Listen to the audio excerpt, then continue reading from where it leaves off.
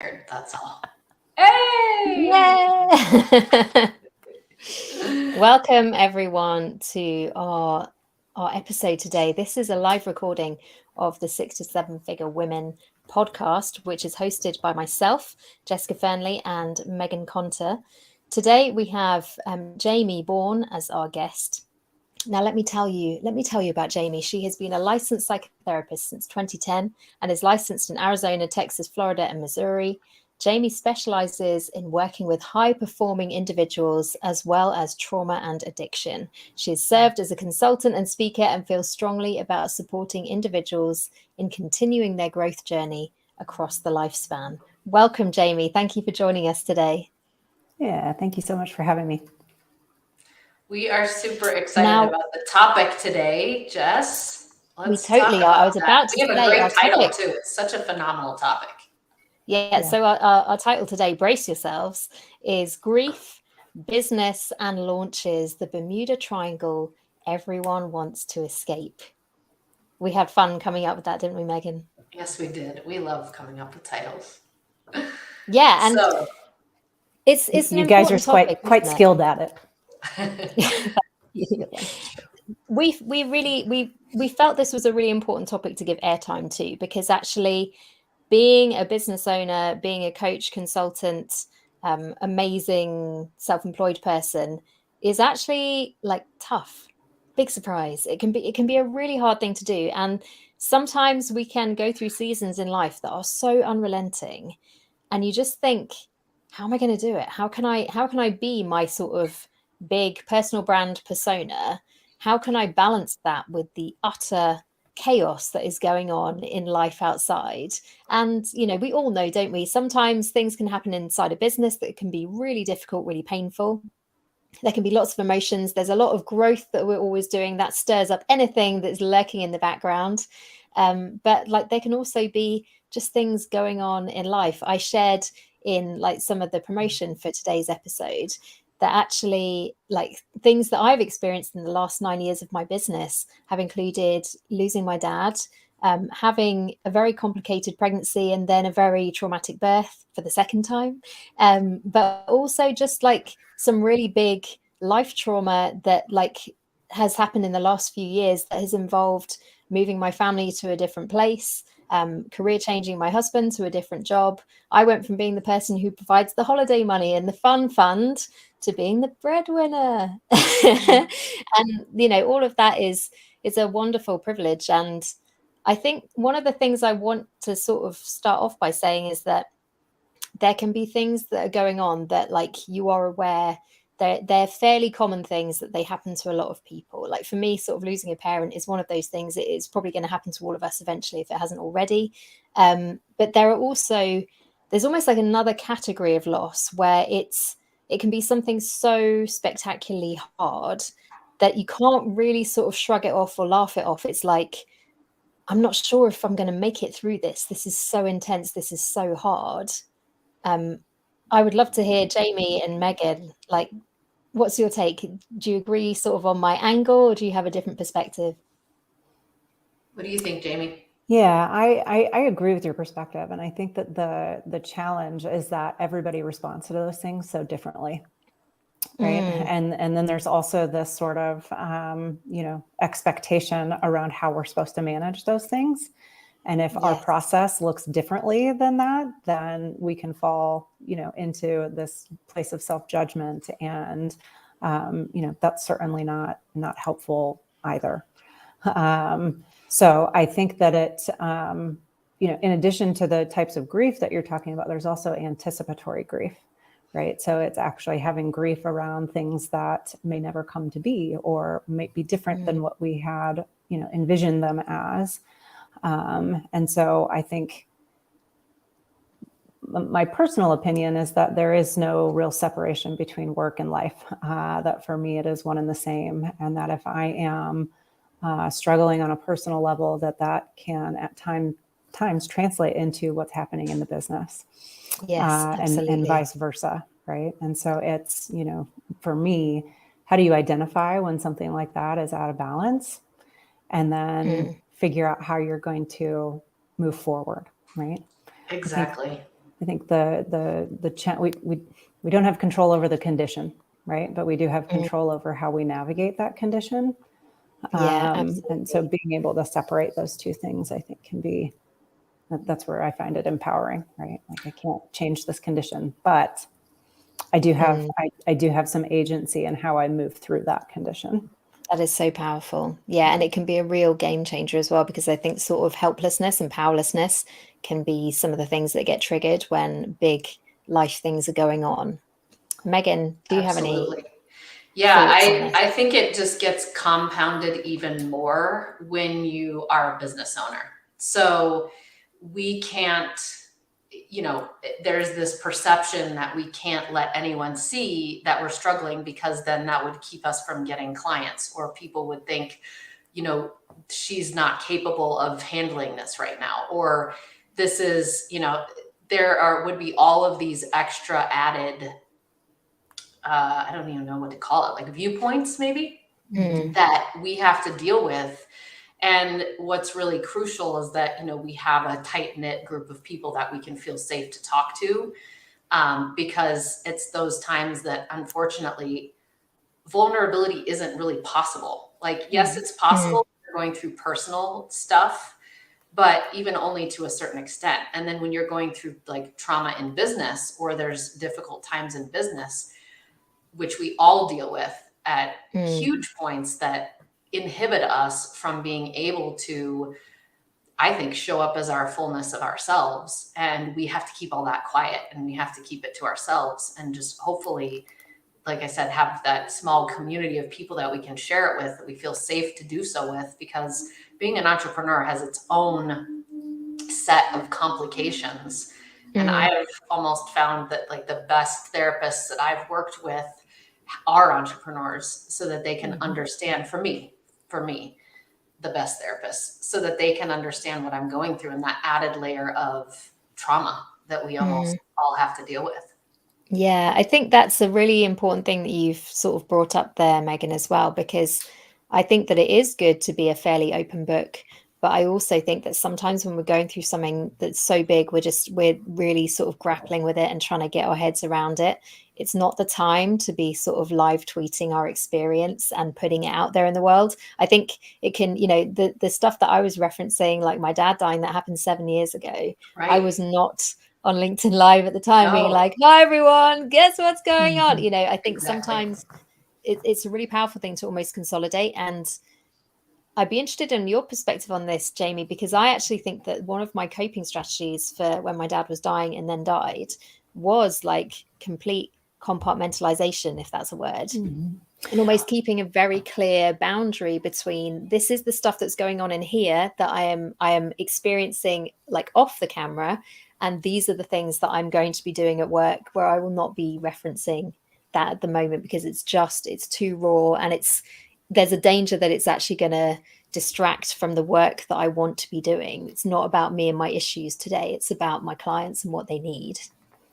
Yeah, I think I have a little bit of a different perspective on this, and probably because everybody that I am honored to guide as an entrepreneur are therapists for the most part, and so right. I mean, inevitably, our tendency is just to get vulnerable real quick, and at the same time, it's the appropriateness, right, and the heaviness of some of the personal things that we experience are not always conducive to operating and running a business. And at the same time, for me personally, I think that it's a great opportunity to, one, hey, I'm human, right, and I've got human issues too, and it's good to be human and be able to provide high level information so that people have some context around perhaps shifts in how I'm showing up, without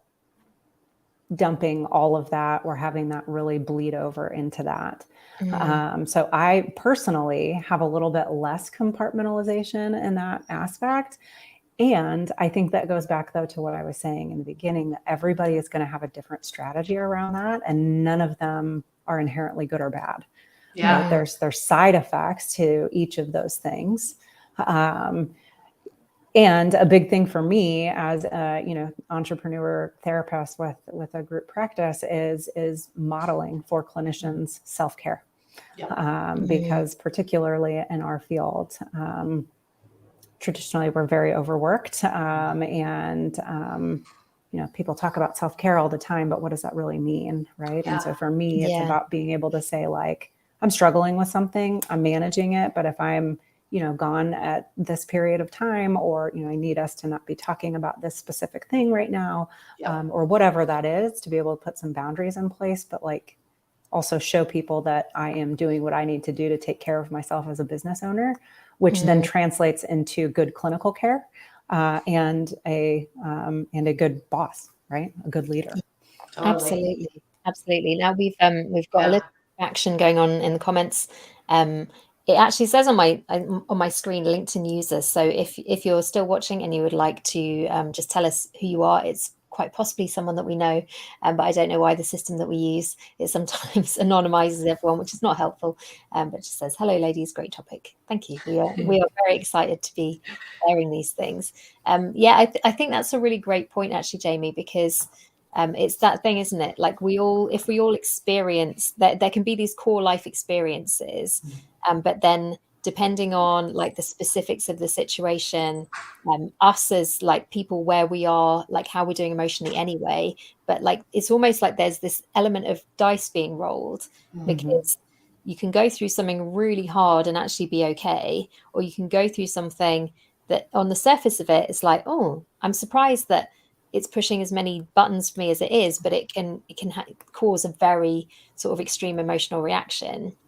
And grief is at the core of all of this, right? So grief isn't controllable. It's not like, okay, I'm going to be in acceptance today, and then tomorrow I'm going to be in disbelief, and then denial, and then I'm going to be in anger. Like there's no choice over it. And so it's interesting. I was thinking about the question. I'm sort of like in between both of you. Most of the time I feel like it's important for me to share vulnerably, and I do all the time. And there are times where, Jamie, like what you said, it's like when it's really fresh and it's happening, sometimes we just don't need the opinions and engagement of others to infiltrate in what we're going through. So it's interesting for us as leaders to really use our best intuitive judgment as to, is this something I should share right now, or is this something that will be a wonderful lesson to share later? And I am of the philosophy that I let myself go there. If I need to process an emotion, if it's coming up, I let myself go there. And that results a lot of times in me canceling meetings so that I can just be present with my own healing, as opposed to trying to show up as I can't feel like I can be at that point.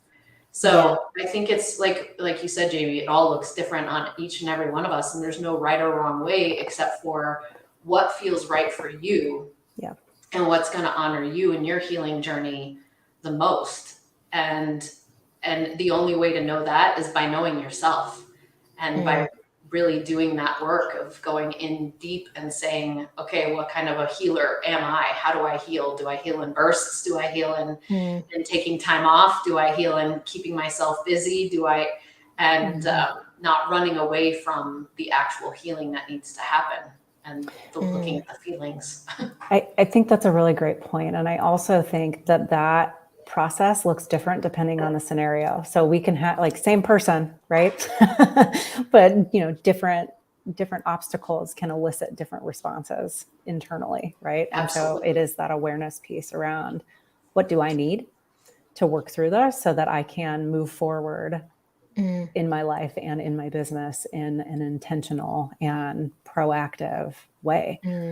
Totally. Yeah, and I think I really liked what you said there, Jamie, about kind of sometimes it's the right thing to do, to like almost announce it and tell people this is something that I'm going through at the moment and finding it quite hard. I think that can be a really courageous thing to do, and sometimes it can be excruciating to put it into words when you are going through something quite big. I remember like when I was like an older teenager, probably 17, 18, I was still at school, but my grandmother died. And it took me 2 days to tell my friends because I just couldn't find the words to say it. And it can be, I think, like physiologically, how grief impacts you. I remember really vividly when I found out that my dad was dying. He got a very like aggressive cancer, and it moved very quickly. So at the point that we discovered that it was there, it was already kind of past the point of anything being able to do. So it was 2 months between him being diagnosed and him actually passing away. But I remember the day that I found out and he told me, and my body just went into shutdown. Like I got into bed, I closed the curtains, I just sat and stared at the wall. But it was like everything was too much. And I think it's really important to give ourselves space for like the physiological effects of grief. Like you said, Megan, we don't get the schedule. We don't know when things are going to become really clear. And I remember through that phase, I did a lot of very intense grieving, like before he actually died, which I do think was healthy for me at the time. But it's just when you're thinking, I've got to do my business and I can't stop crying today. It's all there. It's all happening. And I think being able to make quite radical decisions in terms of like, how do we do businesses like ours when there is something that is just breaking your heart going on in the background and it demands your whole body at times? Like how do we do that? Like what do you ladies think? Well, and I think the other, what I heard you talking about as you were relaying that is actually trauma. So there's this intersection between grief and trauma, right? And that physiological impact, right? We talk about that window of tolerance, and, you know, getting news such as you did about your dad sounds like it pushed you into a state of hypoarousal where everything just went. Yeah. Right? It's that fight, flight, or freeze mechanism. And I don't think I'd ever really been aware of anything giving me that response before. It really stood out to me because I was like, wow, I've known my body my whole life and I don't know what we're doing at the moment. Yeah. Yeah. And I think that that's what grief and trauma can do, is it pushes us on either end of the spectrum, right? To hyper versus hypo, and honoring the body and its natural healing capacity because it's there. Yeah. But if you're muscling your way through that, you're not giving your body the time or the space that it needs to naturally move out of that hypoarousal space and back into that window of tolerance, right? Which is where you can then function. Which is why people are always so, it's like our natural reaction is to resist and which causes it to get locked into the body. And I know that you have probably said this a million times in your world, Jamie, and your therapists have said it to all of their patients. When these times come, it's time to amplify and turn up the degree of how much self-care you are taking. Go see your therapist more. Go get more body healing, get somatic support so that you can not let it lock into your body. But our tendency can be, like Jess said, to freeze up. And it's, my tendency is to be in hyper arousal. So it's very visual and it shows on my entire body. And so I know that that's my cue. Like, I got to go get more massage. I got to go get more Reiki. I have to go work more with my therapist. There's a need to turn up the EMDR at that time, because I know that that's what's going to be good for me. And that took a while to figure that out. And, then you go back and you have to process things from 20 years ago that are locked in there. So we just get to learn ourselves. And I was intrigued by what you were saying, just in terms of like, what do we do? Jess, you were kind of asking, like, what do we do as business owners? And I think it's so interesting to think about that at different stages of business, because when you get to a certain point, right, the goal is that you create a culture for your employees and for yourself where if you need to, you can leave and you can, reschedule things and you have that support. But the reality is, some of the early traumas that I faced, like, I didn't have that. I was a solopreneur by myself, single, and there wasn't a stop work. At least I didn't think so. I thought I have to work more. So how do we, I was trying to think, like, how did I deal with that when I was younger?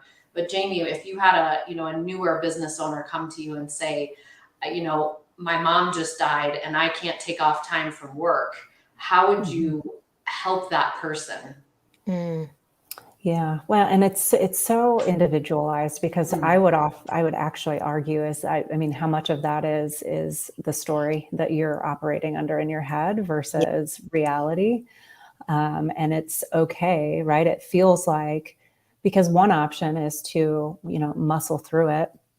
And there's a lot of side effects to that. And in the long run, perhaps taking that time anyway is not only beneficial to you personally, but also to the business, that it's actually more efficient and effective to take the time that you need when you need it, and not try to kind of push that away. And I keep using the word muscle through it, right? But, and then, there would be some instances where perhaps that's true, that stopping work altogether is not actually an option.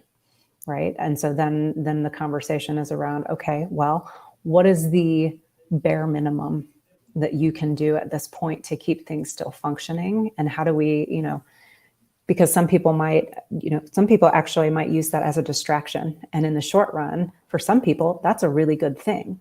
Distraction is a great skill to have. We just don't want it to bleed over into avoidance. That's when that becomes problematic. Yeah, Right? because there's definitely times when you just need to stop everything and you need to take that time and just sit or just cry or speak to people that know and get it. But sometimes actually having a bit of a healthy routine can give you, like, sometimes, some of the things that I've experienced, I've had kids at home who were like less than 5. Like, yeah, I just remember, like, at the time that my dad died, my eldest son was 2. And it was actually quite healing. He was not affected by it at all. He didn't understand it. I think that was actually a blessing. And it was a very weird time because I also fell pregnant during that season after my dad had died. And just was in this like total bubble of like, I'm not good at being pregnant. It's not one of my skills at all. And I just remember at one stage I was lying on the sofa and like all I could eat was mini milks, otherwise I'd throw up. And we watched The Lion King about 3 times a day for about 3 months, I think. But like at the same time, it felt like very providential because it was what I actually needed. I needed to just have a very low energy existence and create these little pockets where it was like, right, twice a week, I've got to go and do this kind of call. I can do that. And then I get to get back on the sofa with my mini milks. By the way, if you're not in the UK, do you have those in America? They're kids' ice lollies and they're sort of milk flavor. So, but they're not really, they're sugar flavor. So let's not kid ourselves. But like, I think in a way that was almost quite a healing thing, despite the fact that it was like, oh my gosh, I've got to grow a baby and look after a toddler and run a business and look after myself. It was also a time where I did just feel very cocooned and it felt very safe and almost what I needed. Yeah. And I think that above and beyond anything else is the most important. What is it that you need to feel safe and contained and to feel like you can be held to heal? And, again, for some people that might be actually working a little bit or more. But a lot of times you see people who drown themselves in work or drown themselves in, the times of grief tend to be the times when unhealthy coping mechanisms show up the most. People going into drinking or going into, drugs or going into overeating or not sleeping or overworking. Those tendencies are real. And like all of these things, as I'm thinking about this, I'm like, man, this just reinforces the beauty and the need for people to continue to do the self-growth work. Like the more that you can explore with your therapists and your coaches and your healers and discover more of those things that happen for you, the easier it becomes when times of grief are triggered or, trauma are triggered, because okay, here's that sign that's showing up for me. And I know that means that I get to take time off, or I know that means that I get to work for 2 hours and then whatever, it's that self-awareness again that is so crucial, so we can build up those tools for when the shit does hit the fan, which it inevitably does. It always does. Yeah. And actually, I would really actually reiterate what you just said, Megan, because I think that it's so critical. I think that when people are not experiencing high levels of distress, the tendency is to like take your foot off the gas of the healing process. And that is exact opposite, right? Like all of the things that you're talking about are neural pathways in our brain. And so the more well-tread those are, the easier they are to access when things get distressing. And so if that's not something that you're practicing on a regular basis, when something really significant happens, our brain defaults back to what it knows, which isn't usually the healthy coping skills. Right? Yeah. And like on that note, Jamie, I was curious, you mentioned kind of like it can be good to have distraction, but we don't want it to turn into avoidance.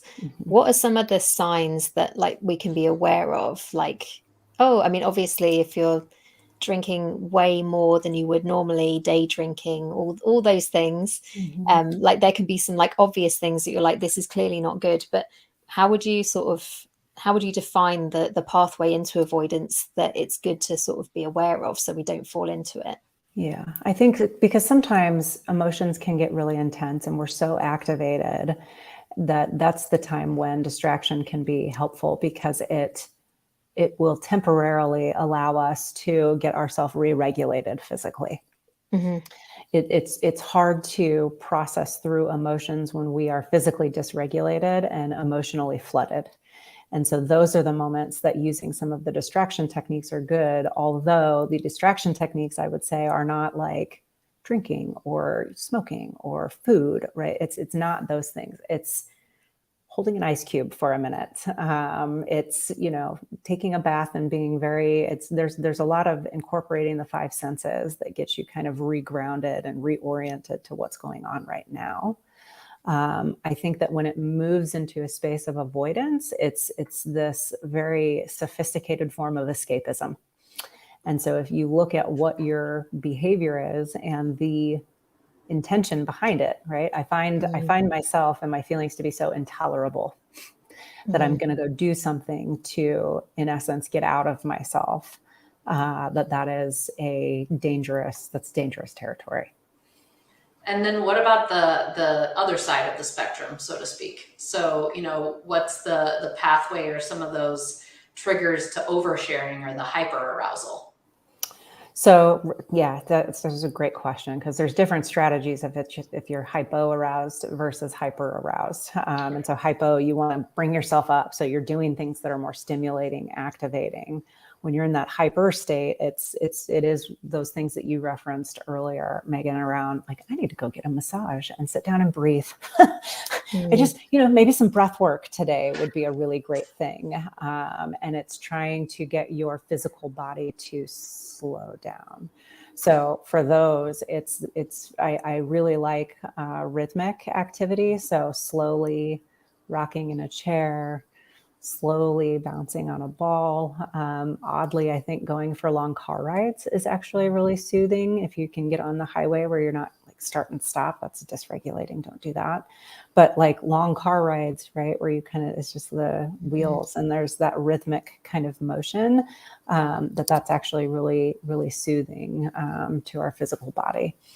One of the other things, I don't know if you guys have heard of heart math, but I'm a big fan of heart math for, all people. But I think that it's also one of those things that's really, you can cultivate that skill all the time. Wow. Yeah. Tell us a bit more about that, because I've not heard of it. That sounds fascinating. So it is fascinating. So heart math, they posit that the heart has its own central nervous system. And so focusing on regulating your heart, they talk about coherence and incoherence in terms of your heart. And so there's a device that you hook to your ear, and it's tracking your physiological tracking the physiology of this. And there's an app that connects to it where you can see if your heart is in coherence or out of coherence. And so you can actually then train your heart to stay more in that green area. So if you do like 10 minutes a day, right, the first day you might even be like, how am I how could I knock it into the green once? Like, what is this? This is how I feel every day of my life. And then you can kind of train your heart's central nervous system to be more coherent. And then the really fascinating thing is they have this global coherence app where it's looking at heart math on a global scale. It's very cool. Wow, that's awesome. Yeah. How interesting.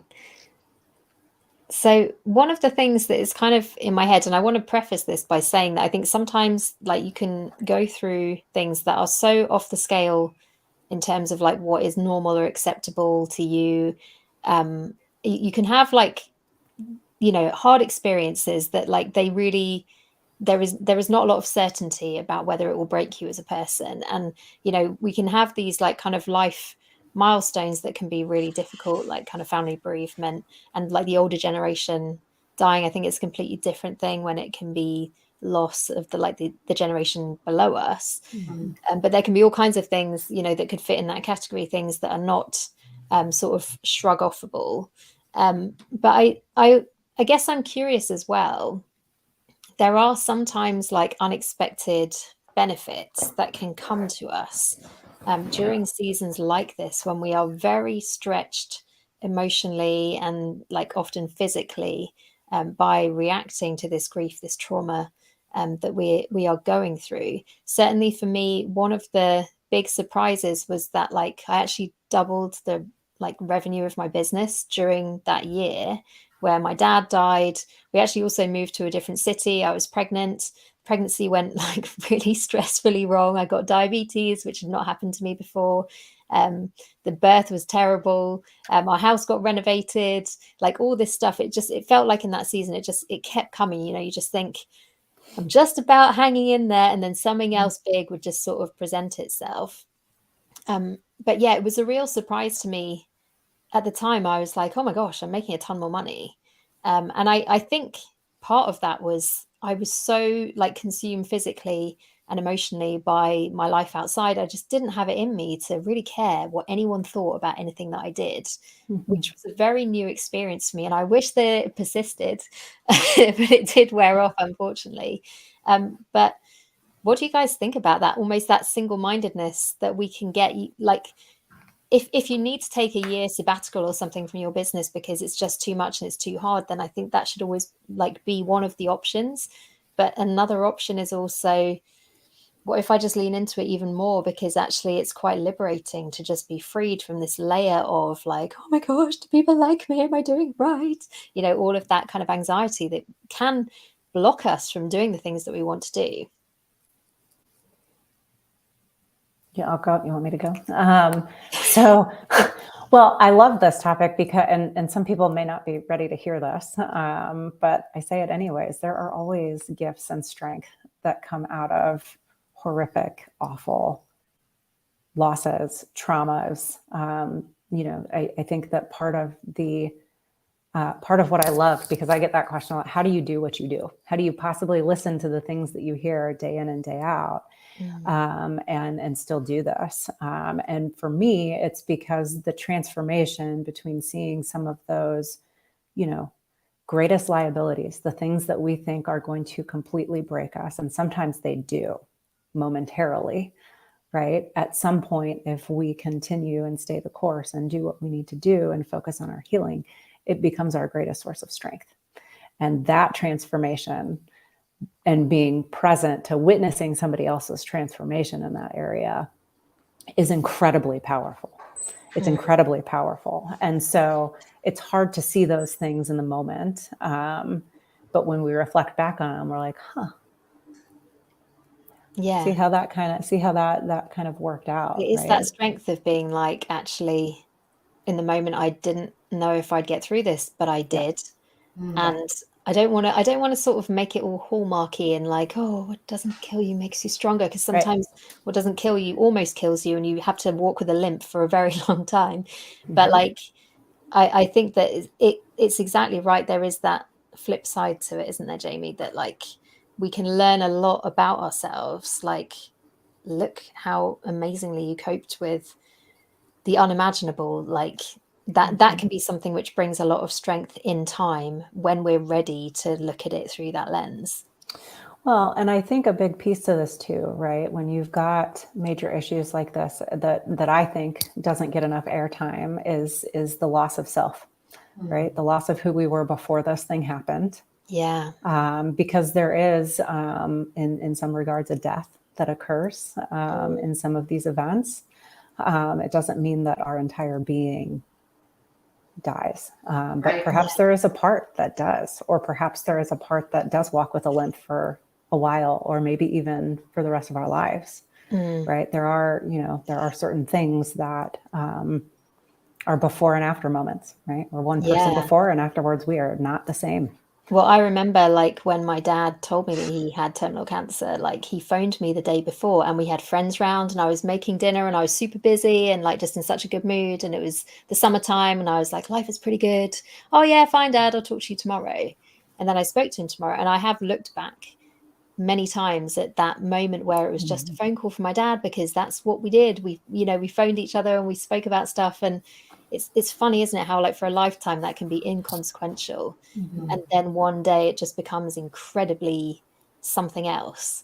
And Yeah. I think it does kind of change you. But I think for me personally, over time, that hasn't been something that's been hard to carry. It just feels like this is me earning my stripes as a person who has been through some stuff. And you do get a different perspective on life, I think, in a way that you can't learn through any other method. Well, and I think that's, I call this going through the eye of the needle. The only way the only way out is through. And that really is just those things that we learn as we grow and as we become more self-aware in that space of like, yeah, the liminal space that exists in the eye of the needle is some of the worst space, but it can also be some of the most beautiful space where you're like suspended in between these two states of yourself. And you just, it feels like it's always unpredictable in this grief space of like, well, one moment I'm in a state of euphoria and the next moment I'm on the ground.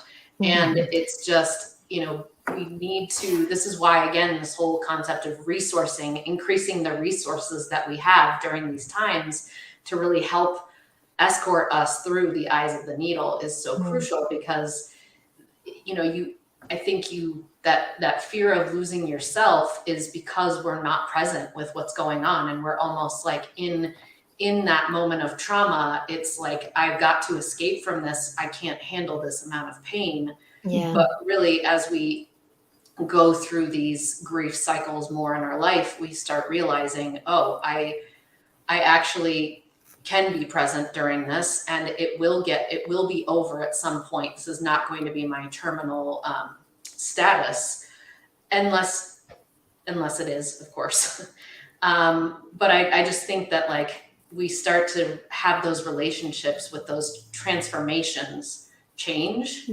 And that's like Jamie said, we can just come out on the other end a completely different, better person if we allow it to also shift our beliefs of who we were before into who we want to be and who we are now. And we're by nature, we're change beings, we're evolutionary beings. We're meant to evolve and shift and not be stagnant in the same place. That's why we age, right? Like our very physiology changes how often do we lose our skin? Like every, I don't know how many months, where we just like all the skin goes off and we have new skin.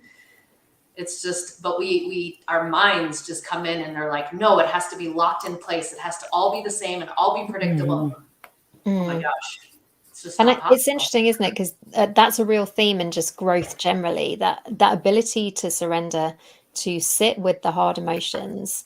I and a lot of women that I speak to, we are so afraid of our emotions and the depth of them. But actually, when you can sit and ride out that storm and be at peace and allow the grief to do its work. I think when I'm in a grief season, I'm often aware that like it feels sometimes like it's ramping up and it's almost like it's a wave and it's building up and it's building up and it hits me, but then it dies down again. And sometimes that can be an hourly cycle throughout the day. But when you kind of have been through it a few times, it doesn't like make you as frightened because you know how to understand it, and it doesn't feel like something gosh, I've got to run away from this. I cannot allow this, because we know that actually this is how bodies cope with the things that we are going through, and actually physiologically it's for our good. Yeah, I think it's having some grace for ourselves, and not judging what our process looks like, and just being really accepting of that, which is not an easy thing to do. Yeah, absolutely. I mean, I'm so glad that we did this topic today, because it doesn't get much more real than this, does it? And if you're listening to this, whether you're listening live as we record it, or if you're listening back to the podcast, this is intense stuff. But actually, this is the stuff that we need to be open to, because none of us know what our life story is going to be. None of us know the sequence that things will happen in. And actually, it could be that you're listening to this and you are going through something at the moment, or you have been through something previously that you're like, yes, this all resonates. These are things that, like, we can always be sort of developing these muscles. I love what you said today, Jamie, about kind of don't wait until things happen. Like, these are skills that we can be building into our daily practice, breath work, like meditation, yoga, whatever it might be. Like, practice sitting with your emotions, practice allowing your emotions to do the work they need to do. Absolutely. And I'm also, like, what I'm thinking about is how we brought this topic. Obviously, this is to women in that 6 to 7 figure transition. And, I'm curious to hear from Jamie about, as we're going through these things, I think we tend to, you said it so well earlier about we have these beliefs locked in our mind that say, I can't possibly take time off. I can't possibly XYZ. And that really runs the show. So when, we're about to go through a launch, or we're running our businesses and something traumatic happens, or a grief or loss is debilitating us, what do you recommend? Like, how do you recommend to people, basically, what do you do to deal with this at this point? Like, do you continue on with your launch? Do you make yourself do these things that you just said you would do and you committed to, or what are your beliefs and thoughts on that? Well, I think, this is going to feel like, of course, it does. And I was like, this is going to feel like a non-answer. Always. But it really is so individualized. I think one thing that I would say that does apply across the board is being really cautious around the story that you're telling yourself about whatever it is that you're going through, because those stories are really, really powerful. And oftentimes the stories that we tell ourselves come to fruition. And so, I think in terms of, it's so individualized from person to person that I can't answer that. But you just did. You did it perfectly. It's like, what are the stories? That is, yeah. Yeah. And once I realized that like 90% of my life was all a story that I had created in my head, I was like, wow, Yes, I can really start to shift some something. things now, but you don't know that before you know that. Exactly. And once you start to see that and sort of question those things, like, how accurate is this? What evidence do I actually have that supports what I'm telling myself about what's going on right now? And getting really honest with yourself around that, because I think, at least for me, I'm often quite surprised by the answer, because it's usually not aligned with the story. So definitely. True. I think a real thing for me, which I was almost surprised, because usually I'm very like strong-willed, very autonomous, very independent-minded. When I've been like in seasons where life is just, it feels like it's falling apart, like I take great solace in things like the Guardian newspaper. They have an amazing like archive of like human experience. And so I could Google, like, what is it like to lose a parent? What does life feel like when you don't have a father anymore? Like all of these things, which I was like, whoa, this has never really happened. And like at that point, I was 34. Actually, none of my friends had lost fathers either. And I was kind of like, wow, I'm kind of off the map. And it really helped to like delve into human experience and just be like, I want to hear other people's stories. I want to hear how they coped. I want to hear, like, is there hope for me? It almost became like an evidence gathering, like, am I going to make it through this? Which is a funny thing, isn't it? Because normally I believe that actually the answers to all of those questions you find internally, but it really pushed me to the external. Mm-hmm. Yeah, and kind of balancing those two things. Definitely. Now, Jamie, you have a book to recommend for our listeners today. Tell us about that. So Joanne, I don't know if I'm pronouncing her name. I always pronounce names incorrectly. So it's part of my plight in life. You're plugging her book. She's going to forgive you. Her name is Joanne Cacciatore, maybe. But it's Bearing the Unbearable, and it's love, loss, and the heartbreaking path of grief. And what I love about her book is that it is an interweave of her personal experience with grief along with her professional experience and her journey. So how it is quite a story of how a tremendous loss and source of wounding and pain turned into a source of strength. Doesn't negate the wound, right? The wound still exists. There's pieces that don't ever go away. So I think that it's a really relatable book, and there's a lot of really great nuggets in there in terms of strategies for navigating grief. That's awesome. Yeah, thank you. Thank you for sharing that. And if you're listening and you want to sort of deep dive into, I mean, what a title, that book. Bearing the Unbearable. Check it out and have a read by all means. Now, Jamie, where can people go to find out more about who you are and what you do? Yeah, so borncounseling.com. There's no U or E, so it's just BORN. So borncounseling.com. And it doesn't matter if you're in the states that we're licensed in. If you're looking for resources, need to access resources, we'll help you get connected to them. So if you need something, we're happy to get people situated wherever they're at with somebody that's going to be suited to their needs. Amazing. Do you have any last thoughts or tips that you'd like to say just as we kind of close up this topic? Not to put you on the spot or anything. Yeah, don't forget to breathe. Just don't forget to breathe. That's it. Very good. So never underestimate the power of 10 deep breaths. That's it. Yeah. I get so impatient. I never make it to 10. I get bored around 3, and then I'm like, seriously. Most of us do. Most of us do. Yep. But it's a very healing thing. Yeah, absolutely.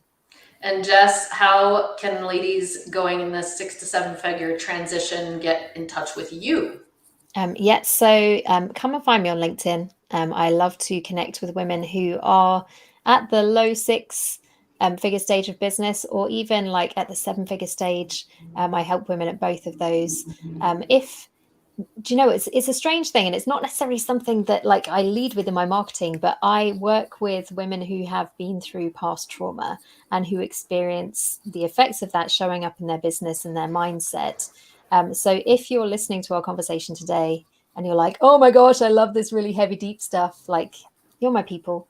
So if you're looking for a coach, come and find me. I will help you make your business amazing. I have actually had several clients who I have coached while they are going through life-changing, very hard things, bereavement, divorce, unwanted life change that requires a lot of adjustment and a lot of energy management. That's something that I lean into very heavily. And one of my things that I love to do with women is to really help them set up their business in a way that allows them to take time and space when needed, on a regular basis, actually, so that it's not like this kind of frenetic, I've just got to be this amazing person all the time. Actually, you're allowed to be a human being, and you will probably have a more fun and a more profitable business if you allow that humanness to be present. So if that sounds like the kind of coach that you're looking for, come and find me. My website is jessicafernley.com. Now, Megan, do you have another Dames Roundtable coming up soon? We do, yes. We have several each month, so you can always visit thedames.co/roundtable. And, that is a community of women running 6, 7, and 8 figure businesses who really come together to share vulnerably what it is that is going on in their lives and to support one another through those transitions and to really help us feel like we're not alone. because it can often feel very, very lonely at the top, very lonely as a business owner. And it really helps to just have other women who get us intrinsically because they're going through the same things or have been through them. So if that is you and you're someone who would love to have a community who you can know, like, and trust to help get through any of life's really tough times, come check us out at thedanes.co. Amazing. Well, thank you everyone for listening and watching today. And we hope that this has been a really helpful, inspiring, supportive conversation.